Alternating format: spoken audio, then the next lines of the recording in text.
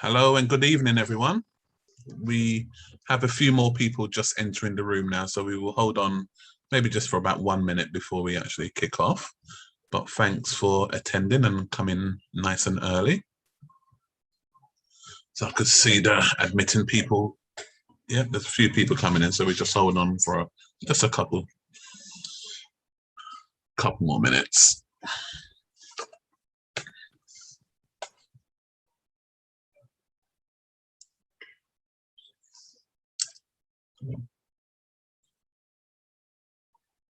Excellent.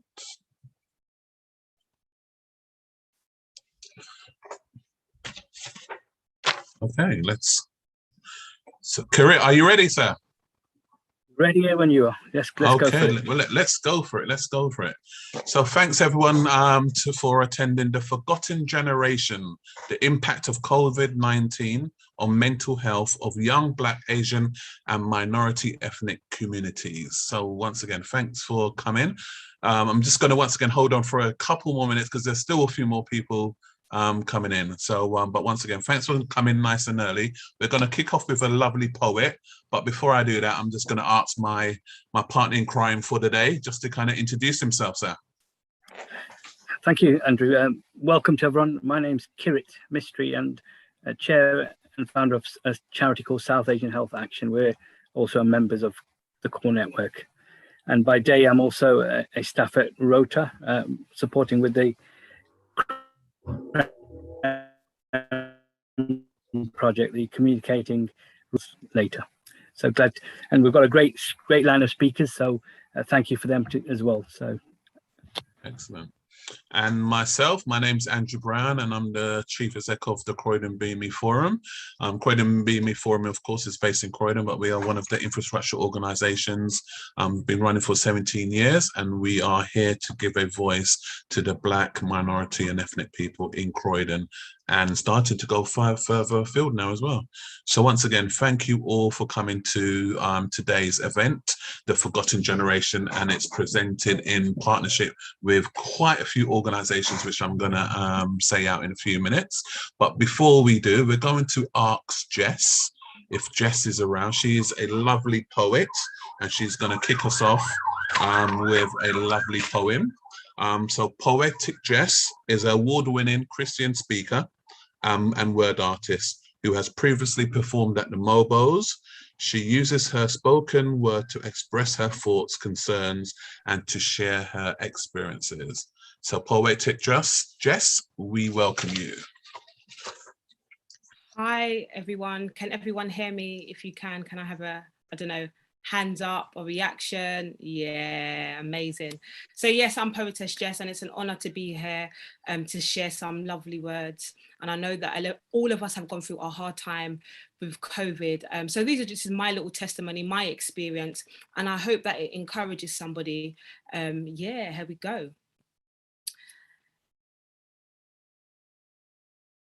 "103 days. Oh, my days have been a mad one. See, I struggled with the battlefield in my mind, son. My pitfalls were pit stops, my movements were gridlocked, my mindset was deadlocked. You see, last year I took bare L's in silence. I cried bare tears, but I cried my tears in silence. Concealing the dark undertone to cover up this fearful little girl, comparing my life to these Insta girls. Some days I would cry to God under the covers like a little girl, but he was like, Jess, I've got you covered, girl. Filtering and photoshopping my truth. When truth be told, I incarcerated my voice in a hellhole, while my thoughts ate out the depths of my soul. And please believe me, it wasn't easy. I guarantee thee, I had to roll up my sleeves and get my elbows greasy. I had to put my hands together and ask God to relieve me. He was like, Jess, you are a bruised fruit with a great seed. Nobody told you that this COVID journey was going to be easy, but I've got this all under control, girl. Just breathe. And I couldn't put my sleeves back down because I had bare cuts and bruises. And last year, I clocked that there was a lot of people that I couldn't really fool with. And from that point, I made every point count. From my bank account to my current account to my savings account to my open account. Guys, I even counted my failures. Because when I considered my failure final, Was I finally a failure? See, I don't believe in astrology, but the only stars that failed me are the stars that walked across the stages of society.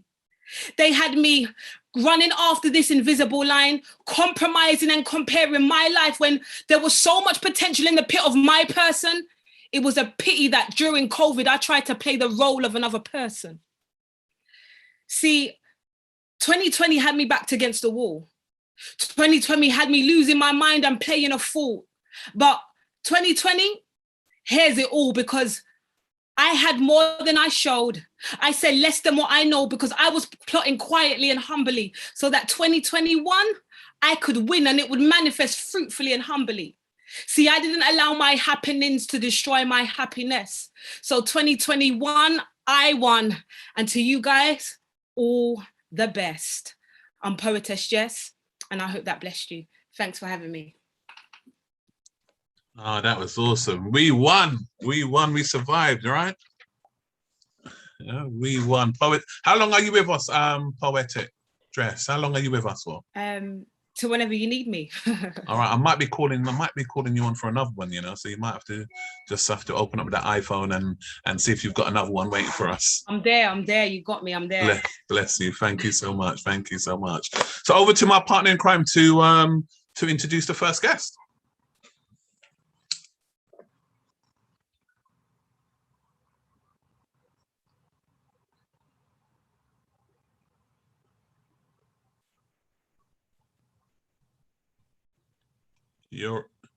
You're on mute if you can hear us.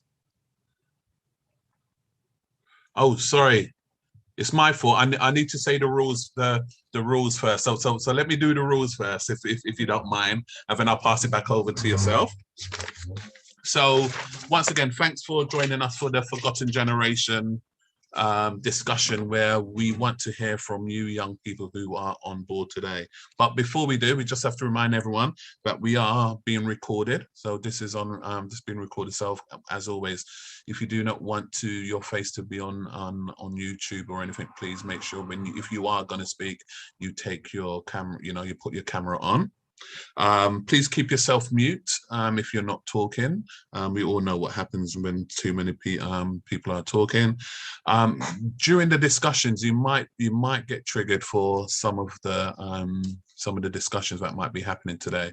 So if you look in the chat, and that includes on Facebook and YouTube, you will see some telephone numbers and some organizations that you can reach out to, as well as reaching out to some people on here today. So we've got at least 2 people who are monitoring the chat. Please feel free to reach out to them. One of the names are Annie, and another one is Currit as well. So if you do feel like you need to reach out to anybody with regards to any of the discussions, please make sure you do so. We are also live on the Rota Facebook and YouTube. So, if you do get dropped out on, please, tell your friends as well to join us on the Facebook and YouTube. And last but not least, we will be sending everyone a evaluation form to fill in at the end of the event. So can we ask you please to fill in that evaluation form? I've been told it's only about 5 questions. So please fill it in and send it over to us so that we can know how it all went today. So, Karit, over to you, sir. Thank you, and excellent project. That was lovely to kick us off. So the first speaker, we're really glad to have Jermaine Jackman. He's from the Bearbub Foundation, but also a successful singer who rose to fame on the popular BBC singing competition, The Voice UK. Since then, Jermaine also chairs the Islington Fair Futures Commission, and from 2017 to 2018 has chaired the Hackney Young Futures Commission since 2019. He's also been a youth advisor for the National Citizenship Service Trust since 2019, and he founded in 1987 Caucus in April 2020. So without further ado, he's also very active with the Black Men in Labour. So without further ado, can I give the floor to Jermaine to take us over and give us our presentation. Good afternoon, good evening, good morning. I don't know where you're joining from around the world or watching us from around the world, but thank you so much. I want to start by thanking everyone at Rota and for organizing this, for inviting us down to speak. I want to give a massive shout out to poetess Jess. Sis, powerful. Thank you so much for that. You really blessed us with that poem. Thank you so much for that introduction. My name is Jermaine Jackman. I'm a singer-songwriter, and an activist, a full-time troublemaker. And that's what I do in my spare time. I'm a student as well, but not for too long, because I'll be graduating soon. And I want to talk a bit about the COVID-19 pandemic and the impact that it's had on young people. A lot of my work has been with young people during this pandemic. But I want to start off by talking about and giving you an overview of the pandemic and my perspective of it. And the reason why I'm starting with this top level first, and then we'll speak on a grassroots perspective, is because it kind of reflects and it sets the tone. Because as soon as the pandemic started, we saw a series of failures from our government, from governments around the world. A failure in partnership at a time where we needed countries around the world to come together and look outwards. They started looking inwards and only caring about their own when we were facing this global pandemic together. And it made me wonder, is it going to be aliens that's going to make the world come together? Because if it's not going to be a pandemic, what will it be? We saw a failure to prepare. Our government had passed tests on our NHS, and it said that it was not able to contain a pandemic-like disease that would riddle our country. We saw a failure to prevent some of the outcomes that we saw, the disproportionate outcomes that we saw. And we saw a failure to provide for some of the most vulnerable in our country. Now, I was talking to some young people about the pandemic, and one of them asked me, what has exacerbated me? What is every single time I'm hearing panel discussion, they say, oh, the COVID pandemic exacerbated the inequalities.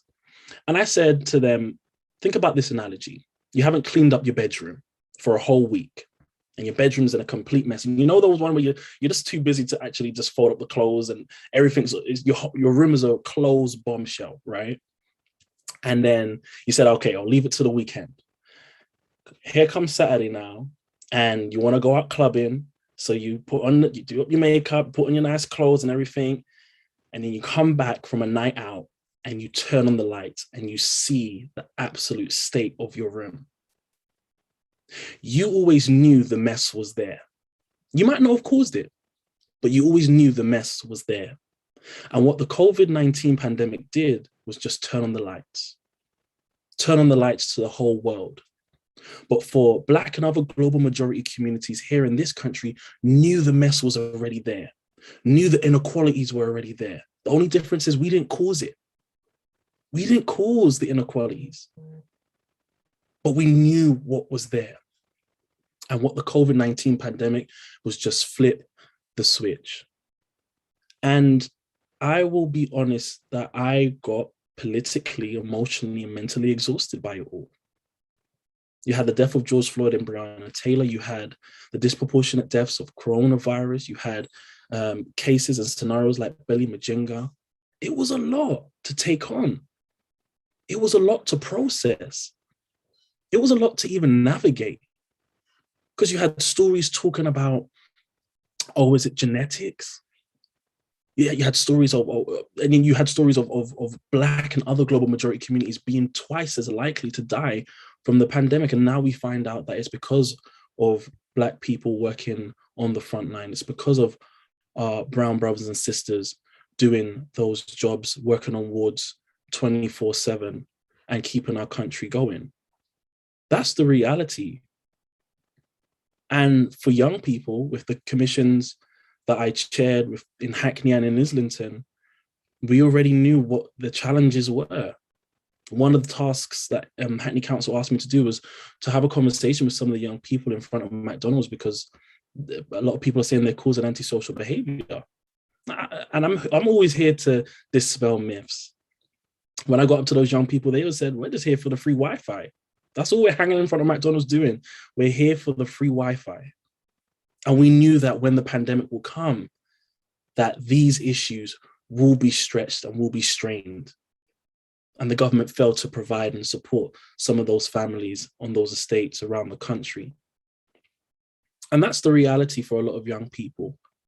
A lot of young people struggled with the pandemic. We talk about families, we talk about adults, working from home. Yes, that's great. But at what point in this whole entire pandemic, because we're still living in it, at what point in the last 20 months have we actually taken a time to create a space to listen to the voices of children and young people? At what point have we had a COVID briefing where we just said, all right, you know what, let's just hear the questions from young people. Let's just see what young people are going through. How can we support our young people? That's the reality of it. Young people are growing up and been in lockdown in overcrowded homes. No green space for them to play. They didn't have access to certain youth services. They didn't have any access to social services when they were at home. And that's the reality. So I wanted to make sure that we were listening to young people during the lockdown, during the pandemic. So I created the COVID Conversations in Hackney, where we brought decision makers in Hackney into the same space as young people. And the rule was the mayor of Hackney is not allowed to speak for the first 35 minutes of the meeting. Can't talk. Zip it. Don't say nada. Because what we need to do right now is listen. And this is what we talk about in terms of moving towards a post-COVID world. I'm tired of politicians just talking for the sake of talking. Tired of it. We now need people to actually listen to the lived experiences of children and young people up and down this country. I knew that we are currently living in a society where mental health support is embarrassingly and shamefully low from this government. And it's nowhere near in a position to prepare for the mental health crisis we're about to encounter. Not we're about to encounter, because we're already encountering it. I organized a program, and I'm mindful of time, so I'll wrap up real quick.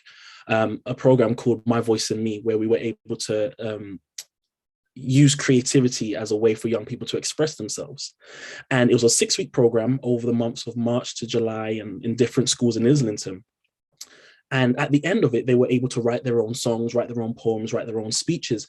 And nearly every single student spoke about death. They spoke about death in their final performance. And it wasn't recent death. It was the death of a grandparent 5 years ago. It was the death of their dog 3 years ago. And I was like, damn, why are all these young people talking about death? These are kids at the age of 12, 13, 14 years old. They're talking about death. And then I realized every single day for the last 20 months, that's all we've heard. That's all we've seen. Death numbers. How many deaths of COVID around the world, in this country, in your community? They know somebody. So it's triggering a suppressed trauma inside of those young people. And if we do not have the support network in our schools, in our youth clubs, through our youth services, our youth services that should be fully funded, then we are going to see an even worse crisis than most of us anticipate. I'm really fearful for the future. And I'm going to wrap up here. I'm really fearful for the future. So when we talk about, let's work towards a new normal, I don't want things to go back to normal. And hear me clearly, I do not want things to go back to normal. Because normal never worked for Black and brown people. Normal never worked for women and girls. Normal never worked for young people on estates. Normal never worked for the most marginalized of communities. Normal never worked for global majority communities. Normal never worked for us. What we want is a better normal than before. That's what we want. That's what we're working towards. And that's why I helped set up the Baobab Foundation, which is looking at raising over £1 billion for Black and brown-led organizations in the country, where we already have a few hundred million, and we're looking to launch that fund from next year, January. And I know some of our members are here. We have a grown membership of over 300. I see some of our members shaking their head now. Proud members, I might add. And And this is what I mean by being radical, being different, being transformative, being outside of the box, and thinking differently. Because the community organizations who were hit the hardest are the Black and brown led ones. The ones who had to go above and beyond, who weren't getting the funding before and definitely ain't getting the funding now, and who had to volunteer their time to ensure that the people on the ground had that support. And this is the grassroots point that I'm going to end with. It's about shifting the power and putting power into their hands. You decide where the money goes, you set the agenda, you fund the issues that we should need to tackle. Forget about these echelons and the big funders and how we've got all of these smaller organizations fighting each other and wrapped around their little fingers. Though that way of working needs to stop. Come together in a form of solidarity, work with one another, and let's tackle the injustices, the inequalities that plague our society together. Let's do that together. And that's how we build towards a better normal, not just a new normal, because we don't want a new normal. We want a better one. Thank you so much for having me. God bless you. I have my dissertation right in front of me that I need to submit by midnight, so I can't stick around for too long. But if there are any questions, please do shoot away. Jermaine, wonderful, excellent. Because I'm looking at the chat, I'm looking at how many people are saying amazing, wonderful. Listen, we would love to invite you. I think we actually need to have a night with Jermaine, because I'm sure you could have actually talked for a whole, and sing, of course, as well, for a whole evening. But thank you so much. Just something that you just mentioned is, we adults, we people in authority or have the ears of certain people, but we have to make sure that we listen to the young people of lived experiences. I think that's something that we that we haven't done, and I think something that we have to make sure we do as well. And I had a meeting with somebody today, and I can't say in case she's listening or whatever. It's on YouTube now, but it's like if this particular person has forgotten what all the changes of the last 18 months, right? All the things that has progressed, and as he said, has now given Black and brown and migrant people a voice. It's like if she wanted it to kind of go back to how it was 2 years ago, and we're like, no, because we weren't sitting around those tables 2 years ago, but we're sitting around those tables now. Yeah. So listen, I have to move on, but Jermaine, thank you so much. Thank you so much. Thank you. Listen, all the young people in here, can we just, you got your reactions on Zoom? Let's just put up a little hands or little those little whistle things as an appreciation for Jermaine, please. Karit, are you here? Are you here, sir? Are you here, or is it me going to be talking again? Karit, are you here? Are you here? Yes, sir. Do you want to introduce our second guest speaker? You are on mute. Can I just remind everyone joining us as well that there will be time, we will be having a breakout room as well. Okay, so there will be a time where you will be able to speak back to us and have a chance to tell us what's on your mind as well. Correct, over to you, sir. Thanks, Andrew. And again, big up to Jermaine for the excellent messages. And you're right, we've got to take control and we've got to put the decision makers to come to us. And well done to, again, the foundation as well. So good luck with your dissertation. Okay, the next speaker, and we're proud to have, is Armani Simpson. Armani is an award-winning social entrepreneur and youth coach. His social enterprise is called Avid Inspires, CIC. It exists to empower young people through personal development, digital media, and enrichment. So without further ado, Armani, welcome to the event.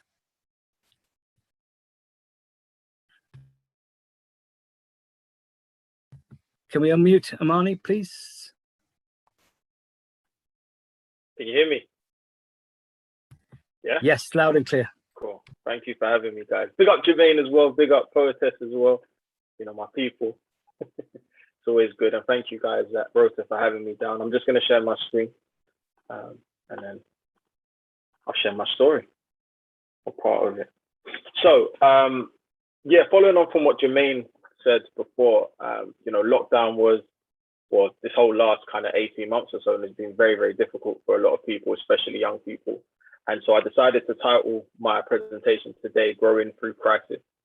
And I felt like it would be a suitable title because I think that's what a lot of people did last year. We grew, and it wasn't an easy environment for us to grow in, but you know, it's one of those things where I think the last year, a lot of things kind of just took us in a different direction. So yeah, hopefully in this presentation, there's some hope and inspiration that I can give you guys in the audience.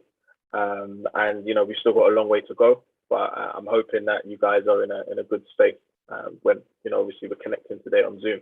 So a little bit about me. As I was introduced, I wasn't introduced this way, but I am a member of the human family first and foremost, before all the titles, before all of that kind of stuff. I'm a member of the human family. I'm a child of God. I'm happy to be here. And yeah, when we start getting into titles, I'm a storyteller, I'm an entrepreneur, I'm a youth coach. I also run an organization called Aviard Inspire. Wow, that's never happened to me before. I need to drink some water. Completely lost my voice. Aviard Inspires, which is a CIC. And I'm also a governor of a London secondary school and a trustee of a leading creative college.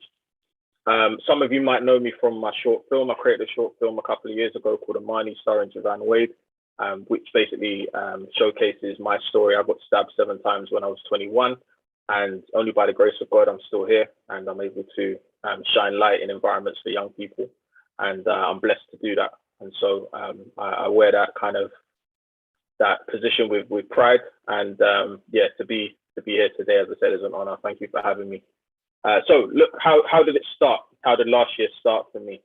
So when it first kind of, I guess, hit me, I actually had just turned 30 when lockdown first kind of happened. My birthday was on, I think they announced the first lockdown maybe the week of, maybe it was like the 17th of March, and I was 30 on the 19th. And so I had my whole birthday planned, like all my people coming down. I was ready to turn up. Jess is nodding her head because she got the invite as well. I was ready to turn up. I had the party kind of planned and stuff. And then overnight, literally just boom, nothing's going on. And I remember kind of keeping the invite going, the Eventbrite going, and saying, yeah, a couple months, we'll be back. All now, I'm all 31 now, and I still haven't celebrated my birthday. But, you know, this is what happens, and we have to adapt. But at the beginning, if I'm being honest, it caught me slipping. And my mental health suffered because I had never anticipated anything like that. I'd spent the last 18 months or so, 2 years, kind of really building up a name for myself, telling my story, building contacts, getting ready for different contracts and partnerships. And then suddenly overnight, boom, no bookings, no schools, no engagements. And I remember my manager saying to me, look, you know, during this time, you can either sit still or you can keep moving and you know, don't look at maybe some of the priorities you had before. Try and, you know, just offer things to people. Just be the person that you always are and just serve. And so I guess I just kind of went to the front line and I said, okay, what can I do? And there was many different things that I did for other people, which I'll get to. But first and foremost, I had to kind of get my head into a place of I guess, productivity, of even just being present. And the first thing I started to do is I started to wake up at 5 o'clock in the morning. And I decided that by doing that, I'd get extra hours on the day. It would start me off right. I started to go for walks. I started to go into nature. I live in the countryside, and you know, went out and went into greenery first thing in the morning. I prayed. I kind of aligned myself and I said, look, you know, today is a mission. You got to do something rather than just sitting on my sofa, which is kind of what I've been doing for a few weeks, if I'm being honest.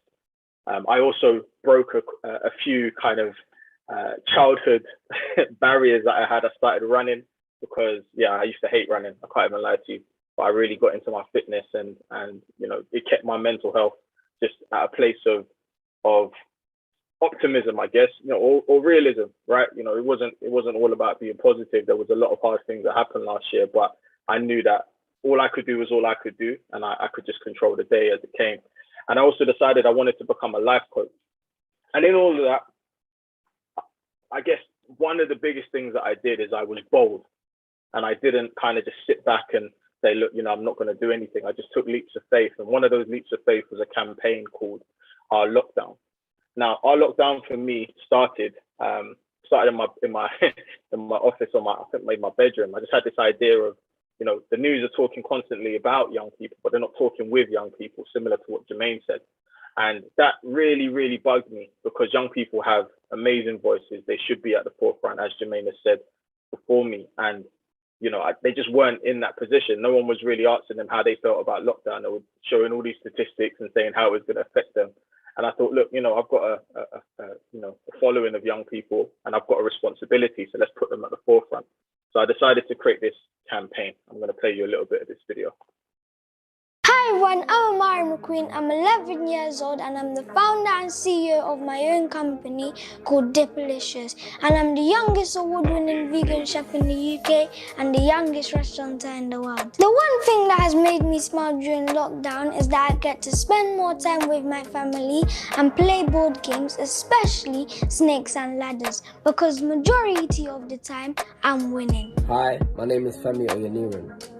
The one thing that I won't take for granted after this lockdown is the fact that health is wealth. We have to do what we can to stay in the best possible shape.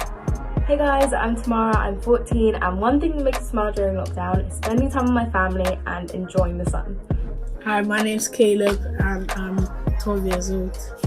One thing I've learned is that I'm capable of doing stuff that I never thought I was capable of doing. Like cooking, building stuff, like being creative. My name's Mario Senso, I'm 16 years old. One thing I feel that's put a smile on my face during quarantine is the fact that I'm being able to spend more time with my family and my siblings, getting to see them, getting to know them more, getting to spend more time with them. The thing that's made me most smile in lockdown is baking with my family, learning how to cook new meals and doing lots of dance lessons online with the company that I dance with, Boy Blue. And that's really taken my mind off that I can't go outside. Hey, my name's... Hi everyone, I'm Armani McQueen. I'm 11 years old. It's okay. Back to the people, and I hope Sorry, guys. appreciate Let me show you this last one. I was about to cut it, but he's last. Is the sense of community. And I feel as if everybody in their houses and people not allowed to be social has enabled us to really deeply appreciate what we had prior, which was unlimited access to people. And I hope that this division really does help us get back to the fact that we are a community, no matter with race, gender, religion, anything. As long as you're human, it's okay. So I just want that greater sense of community to be established and reinstated, if you will. Just remember guys to stay safe, stay humble, be yourself, and your flaws make you unique. Bye! Okay, now I'm conscious of time, so I'm not going to go through all of the different things that I had lined up. But essentially, the reason I showed you that video is because I feel like young people similar. I keep saying Jermaine, where's Jermaine? Is he still here? I should bring you up again, bro, because we're on the same page. You've got to put young people at the front. You've got to. As you heard there, they framed it in a different way. They looked at the positives of how last year was, and as much as it was hard, they were still trying to be optimistic. And I feel like one of the things that definitely helped me last year as well, alongside all the other different things that I got to do, was the work of my own mental health. I just completed 3 to 4 months of therapy, because I felt like, as much as I'm in a good place myself, it's important to have that conversation with yourself. So if there's anyone in the audience that hasn't ever really considered that, I would definitely strongly advocate for that, because I think a lot of the time we can hold things in and kind of act like everything's all right, but sometimes it isn't it's really important to just hold that mirror up, and a good therapist will do that. They'll just hold a mirror up and say, how you doing today? What do you want to talk about? So as I said, there's lots of things I could speak about, but today's not really about me. This is about just showcasing that young people should be at the center. I'm happy for platforms like this that are asking key questions. And I always end my talks with this: if your mind can go there, your feet will follow. And my mind went there. Many other people's minds went to a particular place last year. And sometimes that's the reason why we're still here now. So God bless. Please connect. Follow me on Instagram, Twitter, LinkedIn. And I look forward to speaking to some of you a bit later. Yes. Wow. Wow, it just gets better and better. Armani, well done for that, man. Guys, can we just have some? Listen, I know if we were in a nice hall or in a nice nightclub, we will be clicking our fingers and all that stuff. So you know, we're on Zoom. So please put up all your nice emojis, please. Listen, something I just got out of that was. And if you don't mind, I'm going to use this on a new T-shirt, man. You've just given me my new T-shirt. Sit still or keep moving, man. You know what I'm saying? You know what I mean? Don't sit still, keep on moving. So that's my new T-shirt, which I'm going to get branded out tomorrow. No royalties are coming over to you, sir. So you know what I mean? That's fine. I didn't say that. So it's cool. It's all you, bro. Run that. Tell me what you said, sir. No. I'm saying I didn't say those exact words. So you can have that. That's I can have that. You don't mind? Yeah, you sure? Can have that. No, all right, good, man. That's you. And listen, can I just ask all the young people as well who's here as well, and we haven't got time to bring you in at the moment, but I'm going to pose a question and I want you just to go into the chat. So part of the video that Armani was showing was, you know, they were saying one thing that they've done during the lockdown, you know, so please just fill up the chat and tell us one thing differently, and you know that you have now made a change for yourself. So please fill up the chat with all of, and you know what we do, we try and read some of them out as well. We won't say your name, but we just read it out. So please fill up the chat with one thing that you've been able to do during lockdown. Have you started a business? Have you gone to college? Have you finished? You tell us what you've done. Correct. Over to you, sir. Thank you. And okay, the next our next speaker is somebody I'm fortunate to have worked with for over the year now. So it's I'd like to welcome Sandeep Saib. She's the co-director of Happy Heads, a non-profit organization, but also a leading mental health advocate and a public speaker. So without further ado, Sandeep, it's all yours. Wow, thank you so much, Kirit. That was absolutely amazing. I feel so inspired by Jess, by literally everybody. It's just been really, really emotional as well, and really, really hard-hitting. So completely resonate with everything that's been said, and we're all here for the young people and children. So thank you so much, Race and Call, for having me. I really appreciate it. So a bit about me. I'm Sandeep. I'm Sandeep Saib. I'm a mental health advocate, as Kirit mentioned, and a philanthropist as well.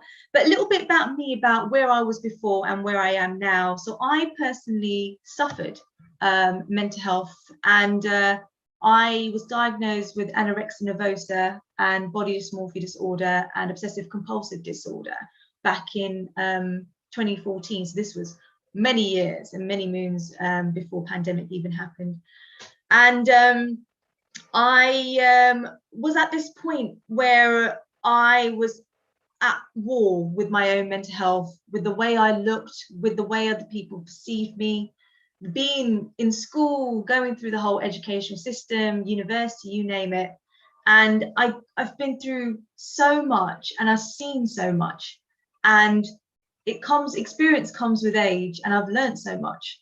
And I also, and it's coming up to 7-8 years, but on the 29th of August 2014, I tried to take my own life.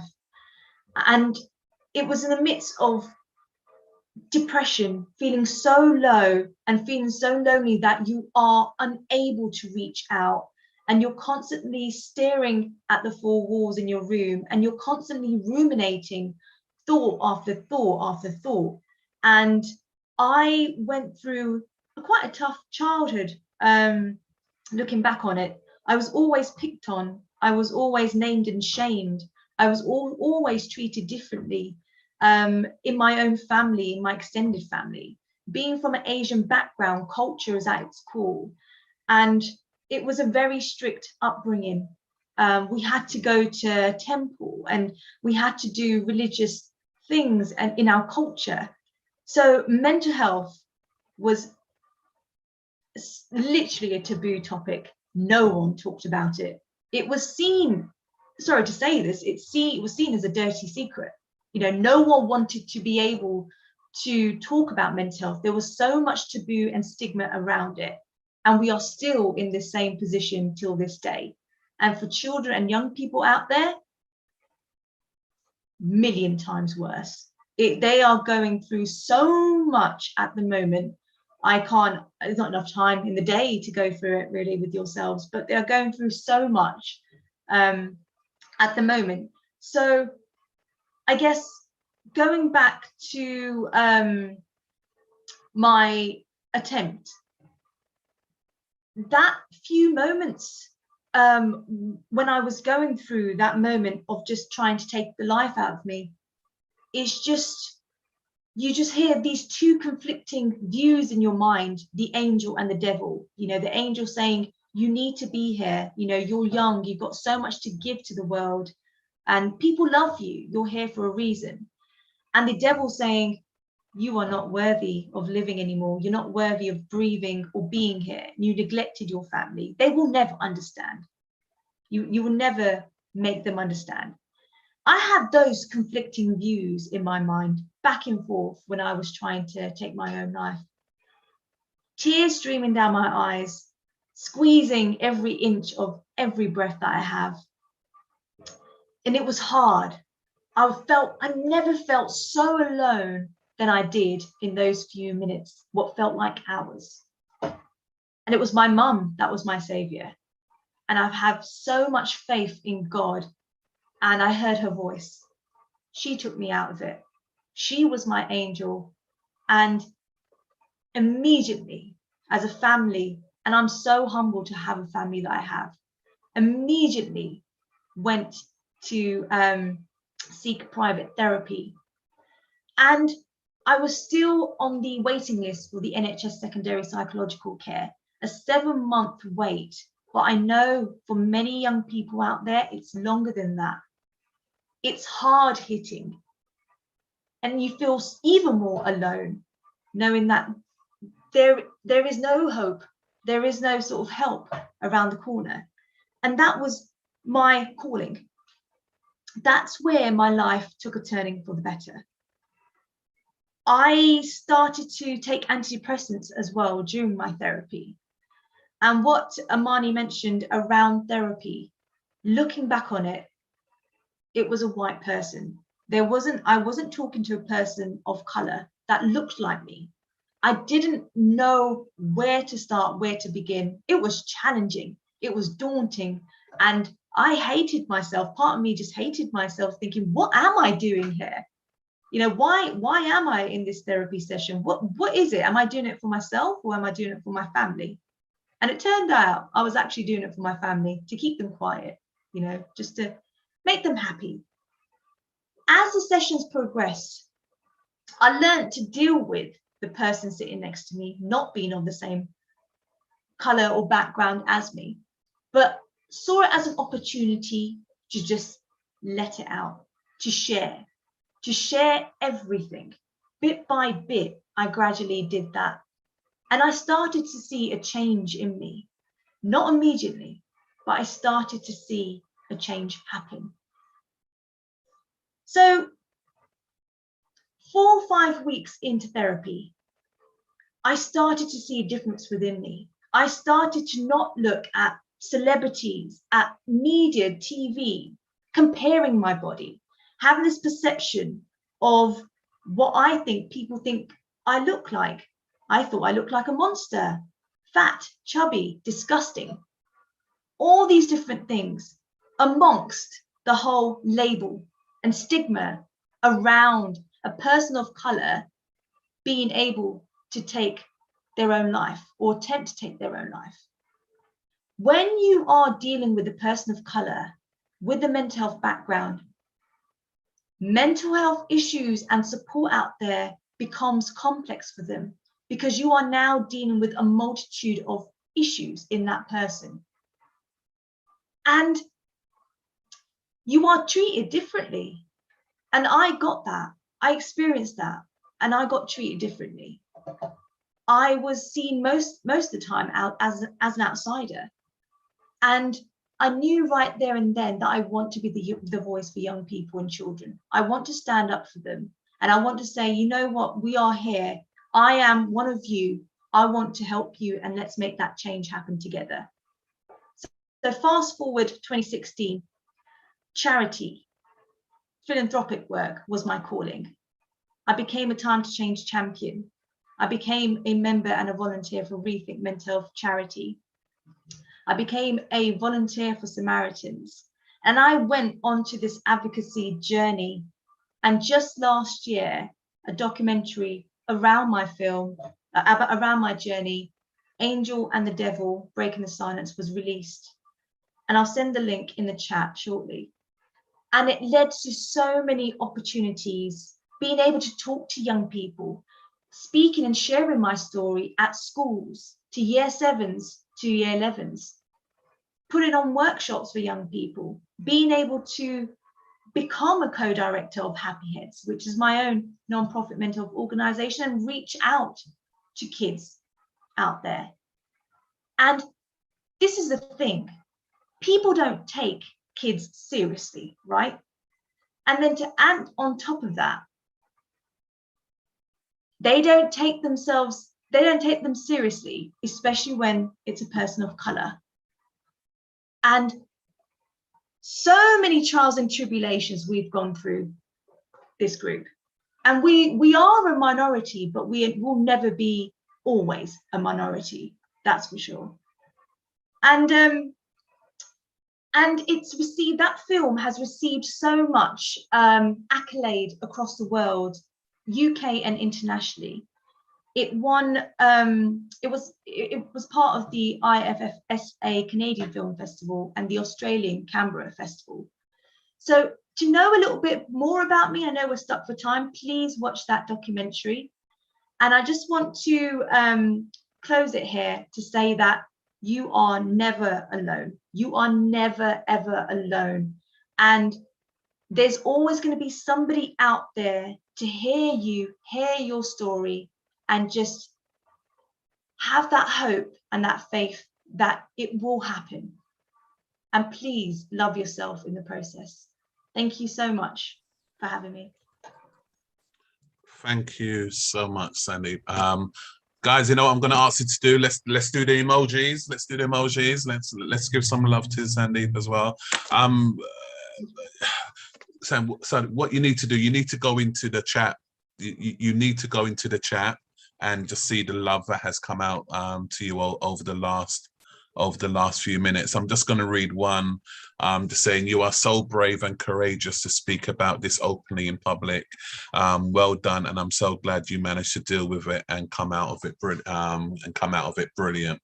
So, you know, just well done. And as I said, please read through the chat because it's just pure love coming out to you. And one of your words, you said that, you know, young people, you are never alone. Yeah, that's one of the words I've just written down. You are never alone. At this point, I'm just going to ask, I know that Annie did have some stuff, some numbers and people who were able to contact. So if you do need to reach out to anybody, if that has affected you or you would like more information, please keep an eye on the chat and we will be posting some numbers and email addresses for you to contact if need be. Once again, thank you so much. We will now be moving on to our next speaker. So Kurt, over to you, sir. Just what we're going to do is just change the order slightly. So we're going to get our next. Go for it. Oh, you're on mute, sir. Sorry. Okay. We're going to just swap the agenda slightly, just so we're going to get our next spoken words poet, Sharifa Energy. Okay. Due to other commitments. So thank you. Without further ado.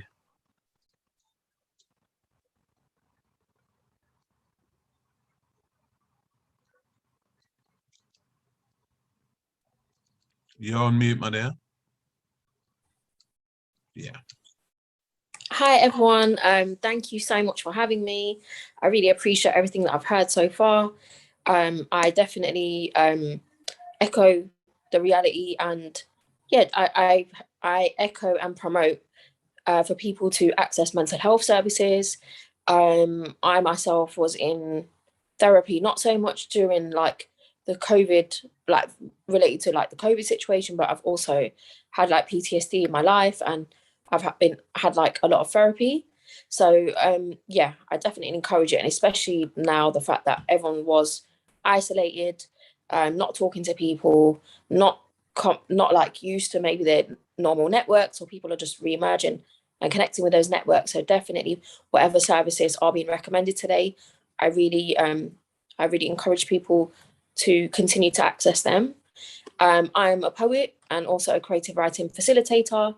And part of the work that I do, I've worked with a lot of people in terms of writing poetry or creative writing, learning to express themselves in a way that's beneficial for their mental health. And at the same time, I've worked with women when they come out of prison. I've worked with male asylum seekers, children, young people, all the rest of it. So I do offer those type of services as well. But yeah, I'm going to share a poem with you all. It's called Free Fall. And this is an exclusive poem that I'm going to share with you all. I've actually done it as part of a project as part of a project. So this will be coming out soon. And yeah. So it originally started off, I was given a lot of words in terms of how people, it was first, the inspiration behind it came from like in South Africa. There was like a lot of people that were interviewed. They were made to like, it was kind of like they jumped off like a trampoline, kind of like a bungee. And then they described words which related to what the lockdown meant to them. So then I took those words and I created this. Free fall, losing control, inability to plan ahead, travel restrictions, unable to attend funerals, stillness, forced to sit with ourselves, reflect on priorities, decide on our base, whether to relocate, frantic to fill time, yoga, Muay Thai, classes on Zoom, planting seeds in the garden, same storm, different ships, those living on estates, in tower blocks, claustrophobia, suffocation. Some can't work from home, no option for furlough. Not everyone had state grants to lean on. When would restaurants reopen? When will he get his next paycheck? When can he fly home to visit his mum's grave since COVID stole her? Once home, now empty, food banks full, communities mobilizing, faces pressed against windows of care homes, final goodbyes on FaceTime, migrant grandmothers taken to hospital, can't remember her bearings, can't speak English, traumatized, calling for her son, not allowed in the hospital, endless queues outside Tesco, hand sanitizer, hand sanitize, weddings cancelled again, cancer treatment cancelled again, COVID takes precedence only. Disappointed, terrified, stressed, shocked, afraid, hauntings from years ago make him feel crazy. Vulnerable, challenged, unprepared for change, reflective, considerate, enlightened, expansive, frustrated, annoyed, soul crushed, long interrupted intermission, uncontrollable sadness, corruption, breathless, uneasy, death looming, statistics piling, those bearing the brunt persevere, disabled people only just given opportunities to work from home, a holiday for those in their mansions with gardens, parks closed, swings inaccessible, weight gain, trampolines packed away, no bungee jumping, no swimming, no abseiling, no rock climbing, theme parks closed, no taste of adrenaline, mental health declining, connections fading, safe spaces snatched away, parks overcrowded, children with one laptop between them squabbling to attend school from home. Marcus Rashford stepped in, made demands for the ignored, thoughts for those most marginalised, those seeking asylum, those in foster care, in homes with domestic violence, in 24-hour bang-up in prisons, those sleeping on the streets, unable to maintain antibacterial hygiene. The violence of the pandemic, death difficult to process, our experiences weren't the same. Thank you so much. And if anyone enjoys reading poetry, I've got a poetry collection as well, Galaxy Walk. You can get off my website, sharifaenergy.com, and definitely continue the conversation. Speak to me. I'm happy to talk to people, even if any of you want workshops being, just like would like me to do any workshops with any of the service users that you might work with. I'm happy to do that. So keep in touch. My email address is sharifaenergy@gmail.com. I'll leave my contact details. But thank you so much for having me and for having this amazing event. Thank you so much. Thank you. Can you please make sure just put your details in the chat as well, Sharika, as well, if you can. And guys, let's have some emojis for that. That was really good. I love that. Let's have some emojis. Show some love. I'm not seeing the love. Or is it going? Can I not see it? Yay, now I can see the love. Now I can see the love. All right, let's move on. Correct, who do you want to introduce next? Okay, so we're going to introduce Annie Gibbs. Annie Gibbs is from Amor Destiny, and she's a director of Amor Destiny, a community interest economical status of Black women in the UK. And sorry, over to you, and you can introduce even more powerfully yourself. But thank you for the previous two speakers. Amazing, good, great inspiration. Thank you. Well, thank you so much for the introduction, and I'm really grateful to be a part of this discussion today. Thank you to the core team for inviting me, and also I just want to say I'm really feeling the energy from all the previous speakers and the spoken word artists. So thank you so much for just being real and just sharing. So I'm Annie. I'm just going to wait for my prompts, and I'll be honest, I have PTSD, and that's the reason why I decided I wanted slides today, because I'm actually going through therapy similar to what Armani was sharing earlier on when he did his speech, and I just need my little prompts to assist me, so I'll just wait for them to set it up.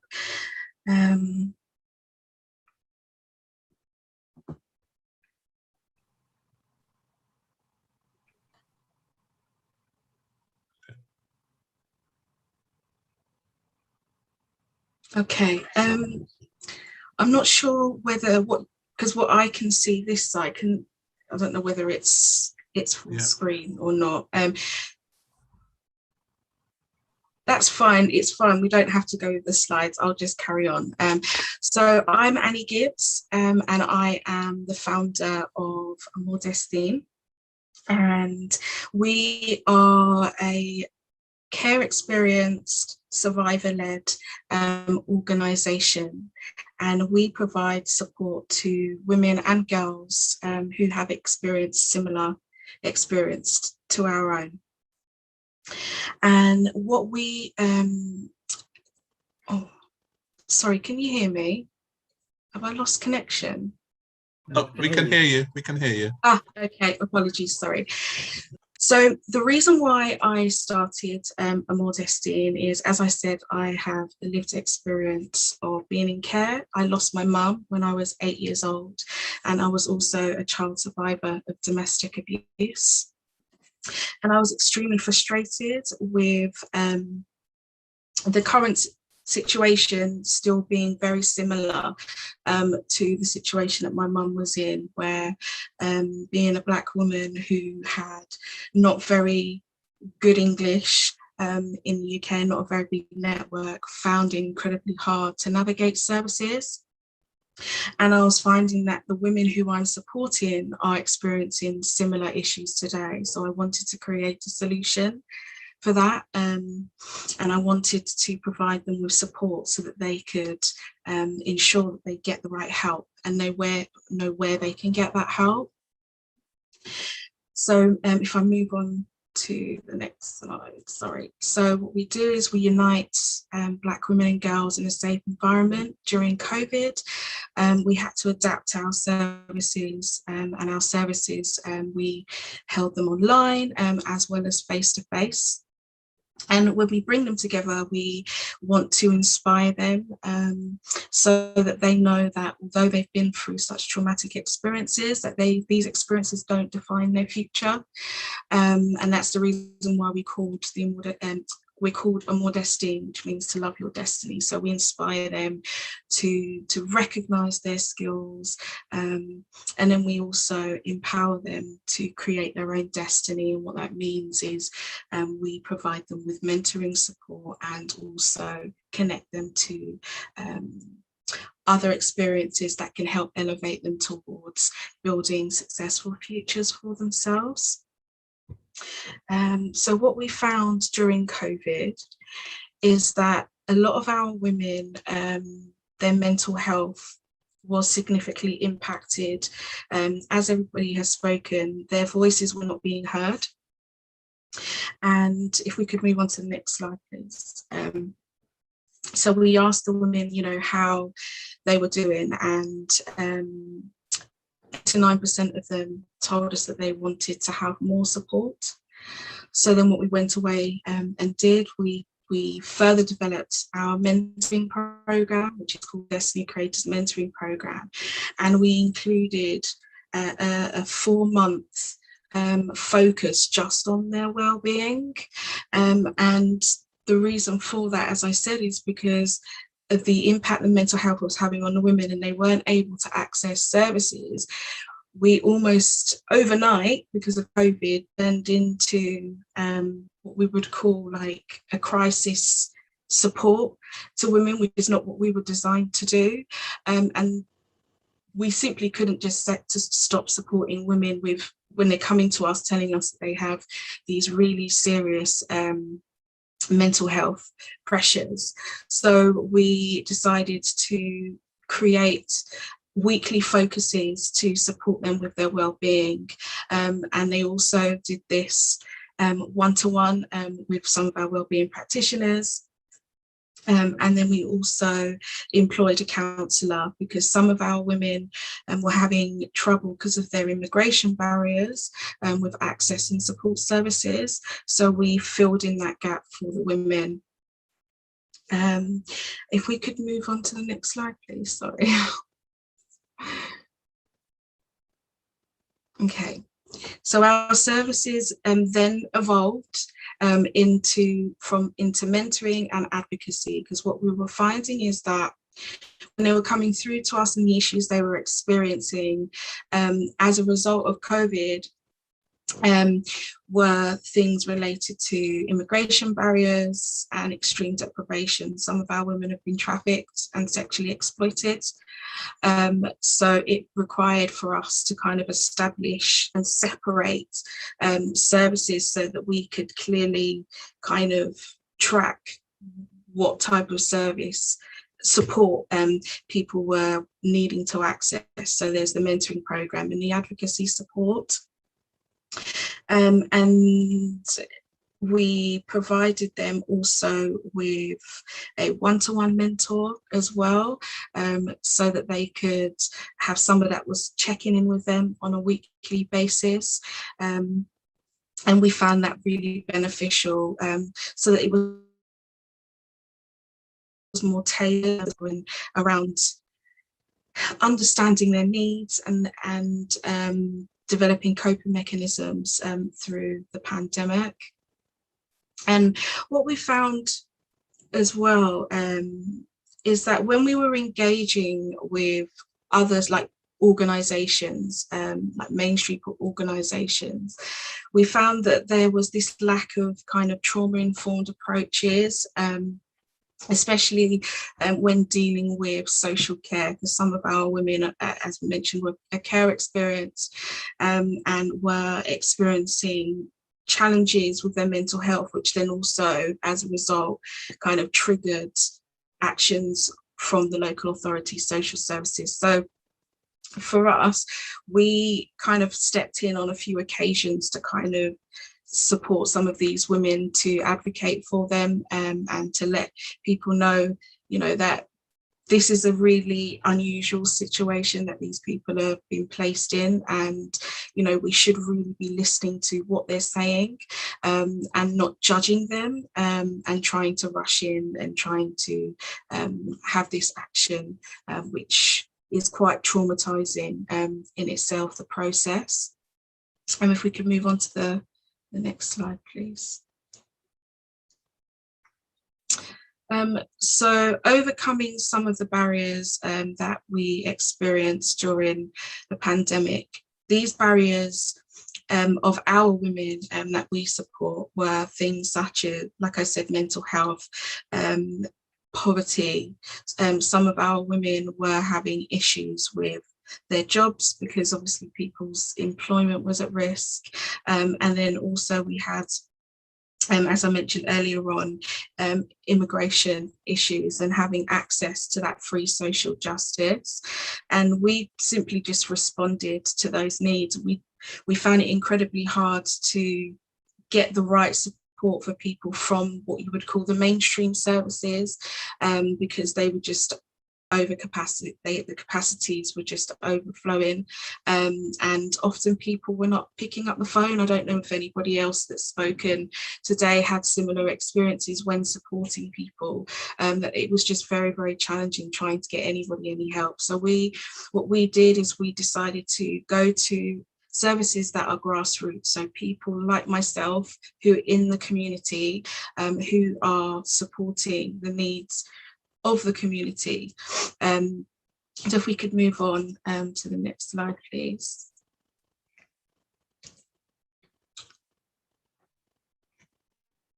So then what this saw us move towards was gaining support from organisations with regards to funding. We built partnerships as well with organisations that were able to offer our women free legal support, as well as providing support with homelessness prevention. And we were able to navigate forward in a way. As a result of the way that we kind of adapted ourselves and were able to build those relationships, we were able to help reach 18 women and girls through mentoring on the programme. We have women who are accessing the counselling support and who are still, and that's with thanks to support from Safe Lives Circle Fund grant, as well as support from Arnold Clark. We have also assisted with food parcels as well. As I said earlier, we had issues with deep deprivation, and food was one of the real serious issues that people were experiencing. So we were able to get support, people giving us food donations locally, and again, we built friends in other areas, which I'll share with you a little bit later on. I'm just quite mindful of my time. I'm just looking at the time now. So what I'm going to do is I am going to ask you if you could move on to the next slide, please. Okay. So then through our intervention, and we asked the women recently who were on the programme, the Destiny Creators Mentoring Programme,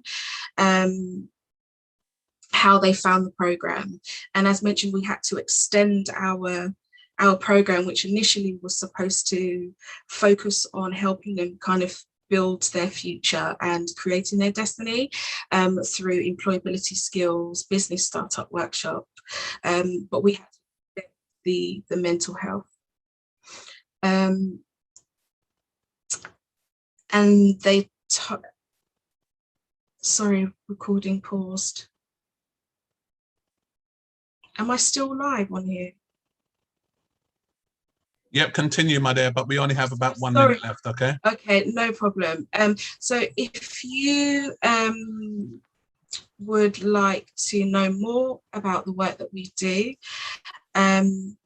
you're more than welcome to get in touch with me. I will put the details in the chat after this. And I just wanted to leave you with one lasting kind of words, in that know that your voice is so important, and that your voice really is being heard, as you've heard it this evening through all of us, and that has spoken, that we do hear you, and it's really important for you to keep using that voice. So thank you so much for listening. Sorry for running over time, and I'm going to hand back over to the core team. Okay, thank you so much, Annie. Listen, we are running so over time, so I'm going to go straight into our next speaker. But Annie, once again, thank you so much for presenting to us as well. And please, can you put your details? The co-host has asked you to start your video. Am I not on my video? Oh my God, sorry guys. Sorry. Can I ask you, or just Annie, just to put your details in the chat as well, so everyone has access to it as well? Is that okay? All right, let's go over to our last speaker, and then we're going to go into a breakout room, and then when we come out of the breakout room, we're going to ask Poetic Jess to do one more poetry before we go into the main feedback of the breakout rooms. So, Kirit, over to you, sir. Okay, our last speaker is Keval Sachdev. He's from an organisation called Ekiam UK, and really, I'm going to let Keval explain all about Ekiam UK, and I'm proud to be associated with this charity and working with Keval. So, Keval, I'm going to let you crack it on. Yeah, thank you. Hi everyone, hope you can hear me okay there. My name is Keval, as Kirit mentioned. We run a charity, an organisation that supports young children up to young adults aged from 8 to 24. We support with a variety of issues, ranging from gang culture, racism, online bullying, and mental health. One thing we found with all of the issues that we deal with, they have elements of mental health involved when we're speaking to the youth, and the effects and impacts that some of these other labels or topics that we, I guess, brandish certain things under, they all have elements of mental health involved. When speaking to Corinne, the organizer, I want to take a slightly different approach into what I deliver to all of you today. I just wanted to quickly shout out Jermaine. I know he's not with us anymore, but when he mentioned about the myths and the things that are put out by the media surrounding youth, I think it's a long time that we start addressing a lot of these things. And he mentioned solidarity. A lot of us smaller organizations coming together and having more of a united front. The reason I chose the name Ekiam, it's a Sanskrit word for unity, for oneness, for harmonious living. And in Sanskrit, there's various interpretations of different words, but Ekiam is all about being together. And as our tagline there says, it's about collectivism over individualism. Armani Simpson, another person who, one of our speakers earlier, I want to thank all the speakers, they all shared something brilliant today, but in terms of a personal connection, I've been a victim to knife crime myself, and hearing that Armani Simpson, what he went through and how severe it was, we can only thank God that he is here with us and able to share his story. So thank you so much for that, Armani.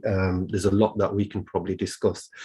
Going into what I wanted to talk about quickly, the reason I took a different approach is, like I said, we do work with youth. So I wanted to ask them, I said, I'm going to be featured on this session. This is what we're going to be discussing. And let me try and put what your thoughts are. What is mental health to young people, wellness?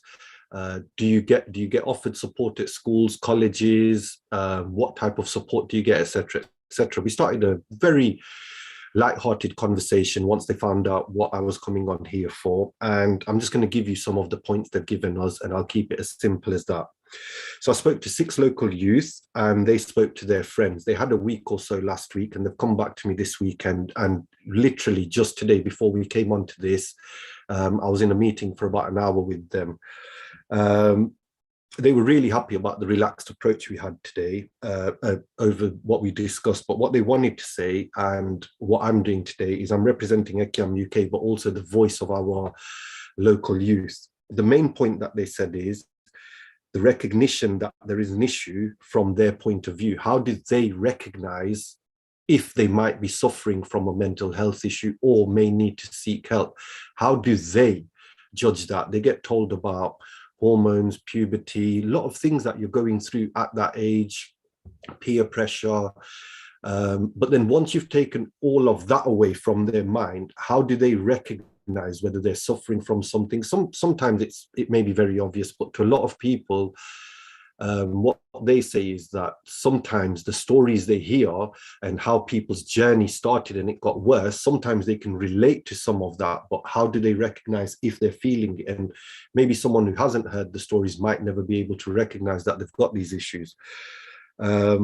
Also, are they getting the right awareness and the appropriate information. One of the gentlemen today, he's a young lad, 16, they've just done their GCSEs. He said there was a lot of talk in their schools about mental health awareness. People came in, they did PowerPoint presentations, and then they were gone.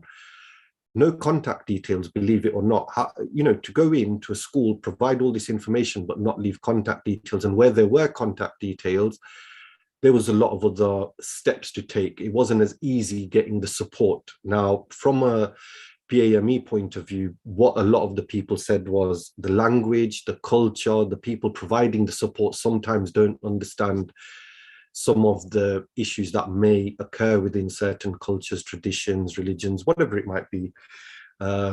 They wanted that addressed as well. They said there's not enough representation from people of their own communities, so we can take that as we want. This is coming straight from them. One of the other things that they mentioned is what is a healthy mind and what is unhealthy and at what ages. So for example, as they expanded on that slightly, they were asking, is there a standard model of mental health wellness that all humans are measured to or against? Is there something that you would think in your head, or that they can recognize that, right, I actually think I need to find support? Or are they putting it down to other issues in their life or whatever it might be? And sometimes these issues are getting worse. This is something they wanted to bring up. How do they seek help if they don't know they need help? So again, I've spoke a bit about that. Also, young children who live with parents who suffer from mental health issues but aren't seeking support or don't get the correct support or haven't been offered the support, whatever the case may be. But children living in these environments, they're finding it difficult. And sometimes, according to them, I can only imagine myself as well, but from what I'm being told and what we're working with here on the front line with the youth is that there's people, their guardians, sometimes suffering from mental health issues and not aware of it or not understanding it. And then sometimes that's impacting the younger people, especially some of their siblings, etc., at a younger age. So there's a lot of things there that I think people of our generation, with the resources we have and the voice that we can provide for the youth, we do need to start addressing some of these issues. And all I can say is this is coming from them directly. Now, another thing they mentioned is we're comparing our time as youth to their time as a youth. What they're saying to me is that the generations were totally different. Myself, when I was young, when I explained what life was like to me in the youth, I can easily relate more easier to someone from the 1800s, 1700s in terms of the types of activities we did, the freedoms we had, how our parents were, whereas the lifestyle the children are living now and what they're exposed to on social media, they're saying that their uncles, their aunties, their older cousins, whoever, they don't appreciate that they're on their timelines. They're sharing stuff that is potentially adult material or meant to be shared with adults, or in maybe in a social group of peers, not on their public timelines, where younger people who have access to this kind of information, we know they have access to devices, the information, the social media side of things as well. It's very, very powerful in terms of how it's influencing the youth. We all know that, but are we really aware of what they're accessing online, etc., etc.? So there's a lot of things about the way we live our lives as adults and people from our generation, what we expose the youth to. Have we given them exposure to too much of an adult life, and have they lost their childhood to a certain extent? And in summary, basically one of the things that they said today, and this is from the youth, and I wanted to use this as a summary because I found it powerful. They said that we, as in our generation, they said it to me as in you, but they're saying we, as in all of us here, we have given the youth of today too much power, but not enough relevant support to deal with that. The older generations created issues for youth without providing the relevant support. So all these things like the social media, the types of cultures we create in terms of gang culture, the way a lot of us, I don't know how much people are exposed in terms of gang culture, etc., etc. But when I was growing up, there was maybe people in their 20s, 30s who were known in the streets and maybe did whatever. Nowadays, it's groups of 18-year-olds that run the streets, and it's not the older generation. So that power has been taken away, and now they've got this power, they've got the money, and it's creating so many more issues that are interlinked with lots of various things we deal with, from gang culture, domestic abuse, racism online. And I know I've gone on a bit there, but I just wanted to approach this from the youth aspect and just really give out what feedback they've given to me, rather than give a personal story for myself. So I hope that was useful, and I hope we can all take something away from that. And especially for me, I would like to say, just please be careful about who is on your timelines and what you do share and who you're sharing with. For me, that was a massive one. So thank you for your time. And I just wanted to thank all the speakers today. Sandeep, I've worked with in the past, Kirit, the host, everyone else who's been on today, from Pertis, Jess, Sharifa, and especially Armani and Jermaine as well, because I can really relate to them on a personal level. So I definitely will be getting in touch with them soon as well. Thank you. Thank you.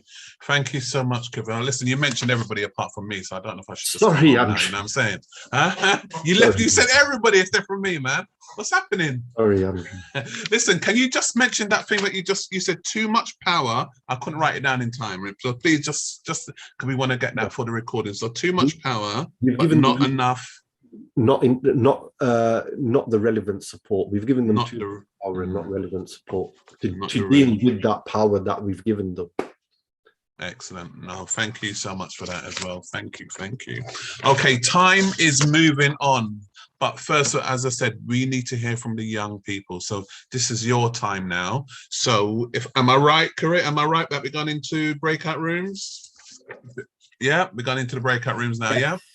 Excellent, thank you. So what we're going to do, we're going to go into breakout rooms, and I think everyone has already been assigned a breakout room. I'm going to ask Corinne just to make sure and shout me out. And what we're doing, it's a 15 minutes. So what we want you guys to do is be precise, try and let everyone have enough time to get their point over and talk. And then what we want is at least 3 points out of your breakout room. Now, each breakout room has got different topics, and I think we're just putting you over the 5 breakout rooms, okay? So can I ask the host to start moving us over? And then when we come back, we're going to have one more poem from Poetic Jess, and then we're going to feedback on what we've discussed, and then the final words and what's next. So can I ask? Thanks for your patience as well, because this was powerful to listen to our guest speakers. Excellent. Excellent. Okay, so please, something should appear on your screen. Please press join, and let's go and have a discussion. 15 minutes. So Karim, we've got 15 minutes, which brings us up to roughly 8:10.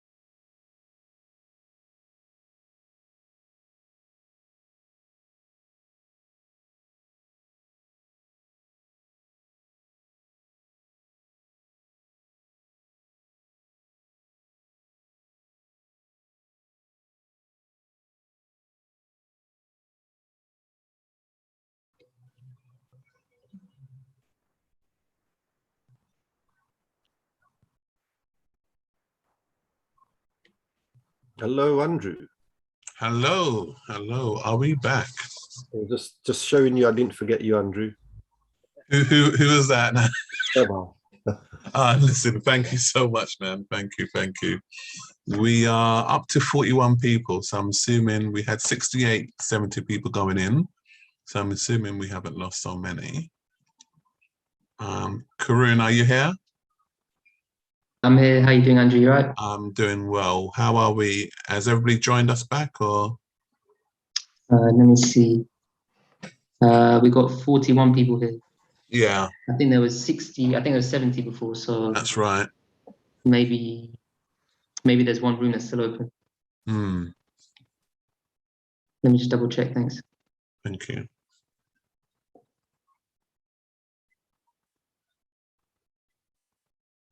Is it okay to put some of the, oops, all rooms are closed? Okay. And the Leicester versus, oh, so have we lost all the Leicester people and the West Ham people? All right, thank you so much. What I'm going to do, I'm going to bring Poetic Jess in, just so that we can just have a little calm down before we go into the feedback session. So Poetic Jess, over to you. Hi, thank you again for having me. Oh, sorry, just got an email. But yeah, so I'm just going to uplift your spirits. I'm going to motivate you with some inspirational spoken word. I wrote this for young people during the COVID, and not just for young people, but for everyone. People were on furlough, people lost their jobs. It wasn't easier. So here we go. Did you know that you were graced for purpose? And everything that you went through in your life, you went through on purpose, only for you to give birth to your purpose. You see, you were designed for destiny. You were called to be mighty. You are a landmark of greatness. Your character is courageous. Your energy is contagious. Your mindset is blameless. You are giving and gracious. You are not selfish, but you are selfless. And it's not that you do not think about yourself, you just think of yourself less. So get rid of all that heavy weight so that you can become weightless, because today you will understand that excess isn't needed for access. And please, close that final chapter in your life. You are not a book. You cannot be read, but you are the Kindle. You are the light to the flame. Just allow the Lord to light you like matches. The world can't match this, because you are matchless. And please, stop going back to see if they finally understand you. If they didn't understand you back then and you've grown, why would they understand you now when you've come into your own? Dust off your crown, go sit on your throne, because you are the star that everyone is wishing on. It's your hour, it's your season, and your set time has come. So please, before you quit, remember why you started. Remember why you lit your flame, and remember why you sparked it. Remember why your peak is still worth climbing, and why you can't stop, and why you've got to keep on striving. Remember, everything happens in good timing. It's all about aligning and appointed timing. It's so easy for you to walk away because you feel like you're being left behind in your own lane. You keep swerving from lane to lane, and now you find yourself in the watchman's lane. You sit on watchman's lane. Some of you can't pass memory lane. What a shame. Maybe you slipped, you tripped, and you can't even pass it. Can't call it the past because you haven't passed it, and now you mask it. Well, I'm so happy that life today is going to come and give you a slap in the face, only for you to touch base with yourself because you've been sleeping on yourself. But listen, don't ever let your setbacks set you back. And if you take a blow, you better blow back. Let your setbacks know that they're never going to blow back. Know that your mind is like soil, and whatever seed you plant will unfold. I've been told the very trees, they lose their leaves only to blossom in the summer. That means you are on the come up. Just realign, growing from the ground up. You are a vine. Stop focusing on life the wrong way. Focus on your finish line. See, your race is not their race. So stop comparing your beginning to somebody else's middle. Lanes are parallel, and guess what? We're all just in the middle. Don't ever think that your failure is defeat. Don't ever think that your progress is little. Do not choose to be defeated because you are not an inconvenience. What you are is a convenience, undefeated. And if I can get you to believe this, then lesson 1 is completed. In fact, guys, I know you're on mute, but just affirm yourself in this meeting. Affirm yourself today and say, this being is becoming. Say, this being is upcoming. Say, this being is forthcoming. Listen, this being is coming back for everything that they ever stole from me. My confidence, my self-esteem, my dignity, and my sanity. Now is the time that we no longer stop.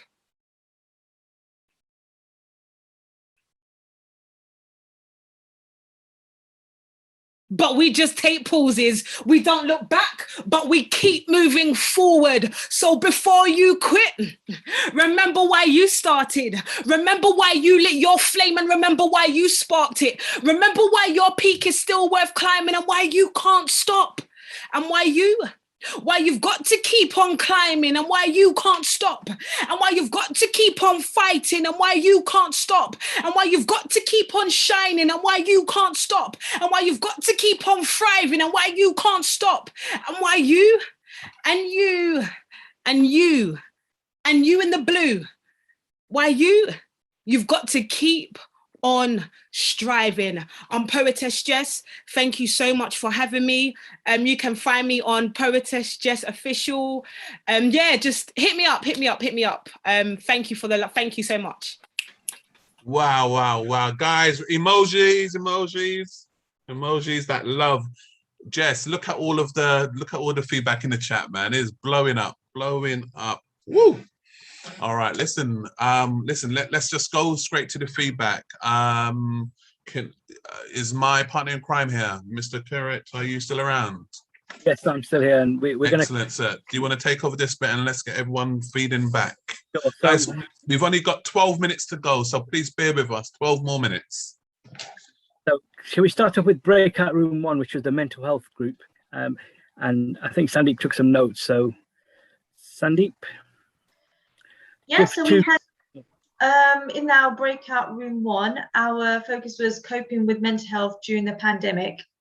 We discussed a lot of issues in that session, but the key bits were some of the issues that young people are facing, which we collectively thought about, is a multifaceted self-identity. They're confused in terms of whether they are too British or too Indian, or not enough British and not enough Indian. It's that conflict between their identity that we think collectively is a challenge for young people at the moment.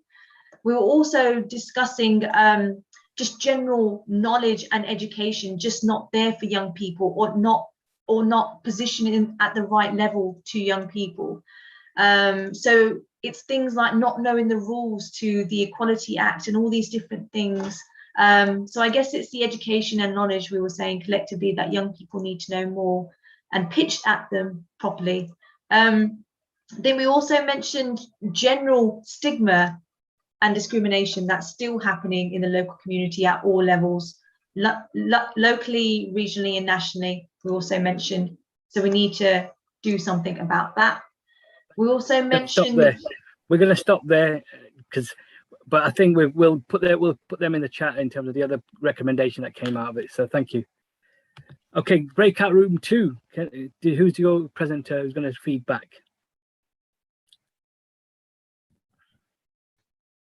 Was that the media one? Just one sec, I'll just find it. I don't remember which number Breakout Room it was. If it was the media one, then it's yeah, that's the media one. Yes, it was. Yes. It was that. Then it's Hina, who I can't see anymore. I'm hoping she's there.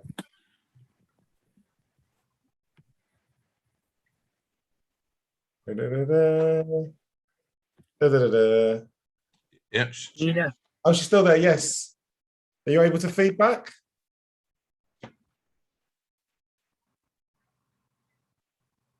One minute, 90 seconds feedback, if that's just... Sorry. Someone needs to unmute her, I think. Okay, right. I'm on. Okay, thanks. I'll be really quick.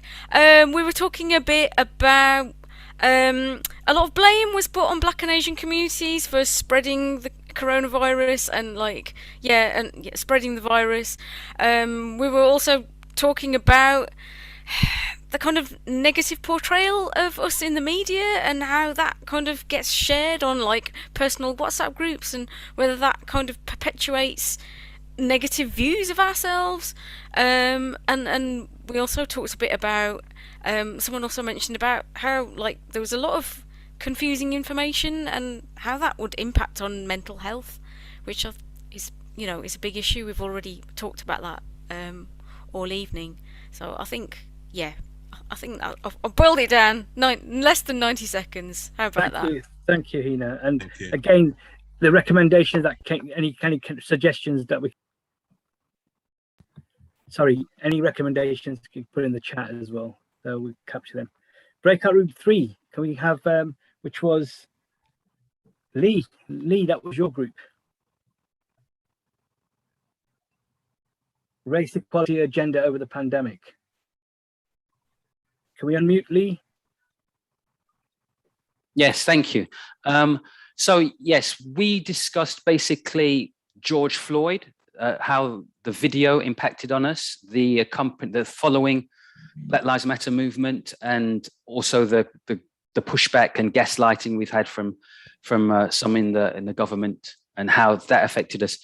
So a lot agreed with my approach to the video, and that haven't watched it. Certainly haven't watched it in full. Maybe I've seen 5 seconds of it, and that's all they need to see. And I've gone out of their way to avoid it since it was being shown so regularly, because obviously that was traumatic. Also, apparently, it's brought up issues at work for some people. So some people now communicate differently at work. It's made for some uncomfortable conversations, but also maybe some progressive changes as well. And some people have felt that to process that, rather than getting into difficult conversations or arguments with those who don't want to admit that racism is an issue in this country, they've avoided such conversations and are seeking to have those kind of conversations in a safe space, maybe in a therapeutic space. So I think a recurring theme was that we had to make special efforts to protect our mental health in light of the whole George Floyd and the domino effect that it had. Thanks, Lee. Thanks for that. Can we go to Breakout Room 4? And that was Andrew. That was us. Do we have, is Akpeshal around? If he's around. If not, I will quickly. The COVID vaccine. Yeah, so we were talking about the COVID vaccine. Okay, so okay, let me just quickly write down the point. So we thought that not related, that it was not related, was too much promotion, and not related to the BME people. But that was question number 4, which was have the campaigns been too much targeted at BME people? We talked about the distrust of government, and it was a negative experience as well. And if someone dies, if someone dies of the COVID, it looks compared to adverse reaction. So there's not a lot of press around people dying, but there's a lot of press around, no, beg your pardon, the other way around. There's a lot of press about people dying, but not a lot of press around the adverse reactions to the vaccine. And the last one was about the no jab and no job policy as well. And a lot of people are feeling that they're being coerced. What will happen if, regarding the shortage of staff, considering that a lot of our BME people are working within some of those low paid roles, and a lot of us feel like it's been fear mongering as well. So a lot of us saying we do not agree with the no jab, no job policy. Thank you, Andrew. And final group was Breakout 5. Hi. Yeah, we were discussing youth crime in Breakout Room. Is that Kirit's? Yeah, we were discussing. Can you hear me okay there, Andrew? Yeah, we can hear you. I can hear you. Brilliant. We were discussing youth crime, And some of the things that we discussed is that the organizations need to be a bit more proactive. Can we mute? I think that's Kurt. I don't know what's up. Something might be wrong with his system, but you continue, sir. Just trying to mute him. All right, so yeah, organizations need to be a bit more proactive, work on wellness at an early intervention stage, teaching youth about making better choices and the choice theory training. Also working on their self-esteem and confidence in order to prevent issues during potentially teenage years, where they are more likely to be involved in crime and other activities that we see through generations, especially from, I would say, younger men from certain communities. As we know, we do need to focus more in these areas, work better, and policing in the community has to start from the communities and the parents as well, before we start putting blame culture onto outside organizations. We do need to work a bit more closer within our own communities, and in form of parenting as well. We do need to look at that as well. Okay, thank you so much, Cavell. I'm not sure if Kurt is still around. I think we were losing him in the distance. But listen, guys, all I can say is thank you so much for attending today. I'm going to ask Kunle just to unmute himself and maybe just give the final words. But just to say that today's session was in partnership with the Caribbean and African Health Network, Croydon BME Forum, Race on the Agenda, South Asian Health Advice, Voice for Change, Runnymede, and all our other lovely partners as well. So thank you everyone for joining us today and, you know, making it, just making it really, really good and a good discussion. Kunle, are you here to say the final words? Yes. Excellent. Thank you, sir. I think it's been a really good session, and we've covered a lot of ground, perhaps maybe in some ways too much. But I think that what I got out of today was the need for people to be aware of the kind of support services that are available to people. That's the first thing. And secondly, in terms of the question of empowerment and confidence, we need to be sure about the messages that our young people are getting, our messages of positivity that enable them to actually build and develop themselves to reach their, I suppose, true potential. There's a tendency, I think, for us to mix these things up sometimes in terms of both focusing on the negative, but then demanding that people see the positive in life. And I think we need to be, as I suppose, elders, more careful about how we actually present the outside world, and certainly that people get the best presentation of what they can potentially do to achieve change, both for themselves as individuals, but also to make a positive contribution in relation to society.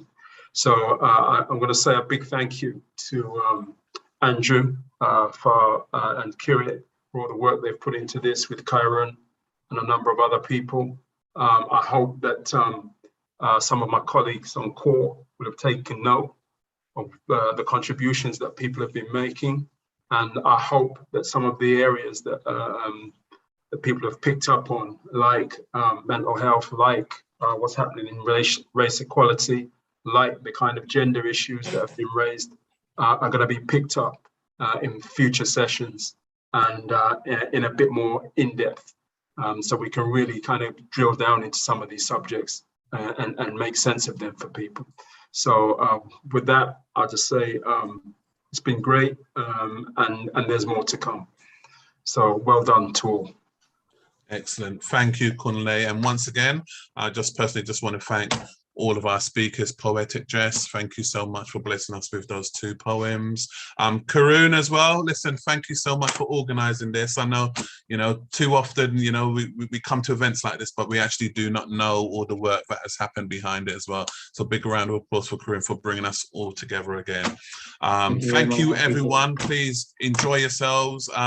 more information will be coming out regarding court and all our activities. So please join onto our mailing list if you're not on there already. So once again, thank you again. And yeah, watch out for part two. Part 2 is coming up. Thank you. Thank you very much.